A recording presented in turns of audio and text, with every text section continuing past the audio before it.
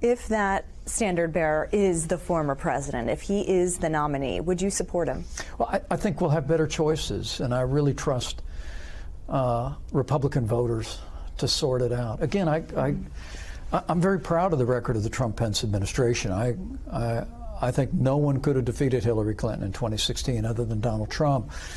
But I think different times call for different leadership. That's not a yes in terms of supporting Trump if he's the nominee. I'm very confident we'll have better choices come 2024, and I'm confident our standard bearer will win the day in November of that year.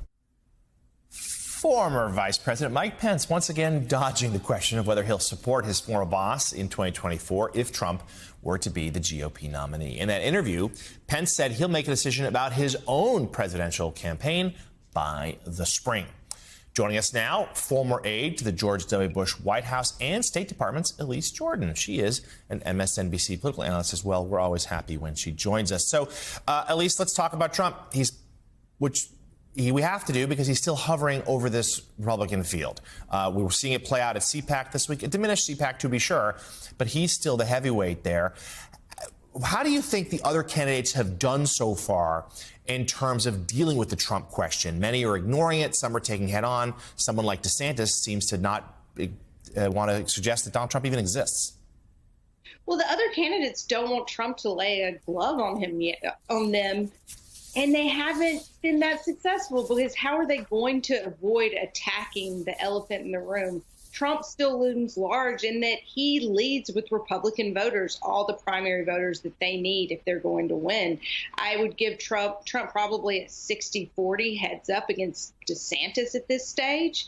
And then you look at how those numbers cut in the polling, and Donald Trump would probably still maintain the DeSantis voters he's not going, meaning even if DeSantis got the nomination, would those Trump voters come over to DeSantis? And as of now, we don't know that they actually would. So you see a lot of Republican candidates trying to dance around Trump the person, and they'll praise his policies, but he is still the contender to beat, and I don't see that changing in the near future.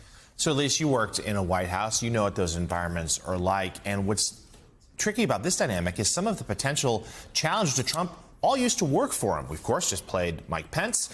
Mike Pompeo was his former Secretary of State. Nikki Haley, his former ambassador to the UN. Haley expected to speak at CPAC today. She's one of the few challengers who is going to go. So what kind of advice, if you will, would you give those candidates to how to differentiate themselves from a man they used to work for? They are all very smart, strong politicians. I hesitate to give anyone advice on how to take on Trump just because you look at what happens to everyone who does.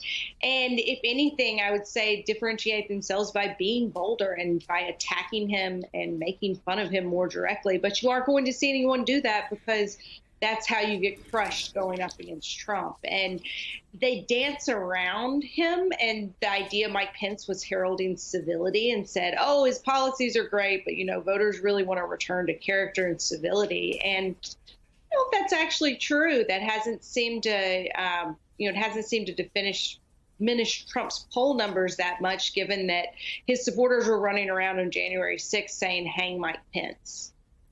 Amusingly, Donald Trump took on this show yesterday, but it was on Truth Social, so you probably missed it. It's a badge of honor, I suppose. At least lastly, let's just talk about the legal peril that's surrounding Donald Trump. Were something to happen, and maybe it happens soon, we heard this from New Jersey Governor Chris Christie predicting it yesterday, do you think that actually would help or hurt his political chances? I think it's going to depend on what kind of legal trouble it is. I think that the classified documents had a lot of potential for him to be in hot water. But then when you see other politicians, such as the former vice presidents, rather, Pence and Biden, you see how they have a very similar low-grade scandal of the same sort, and it's just going to become conflated to voters. So I really think that one is a bit of a wash. When it did originally coming out of the gates, it was posed to have a lot of impact. Elise Jordan, thank you as always. Have a good weekend, my friend. Up next here.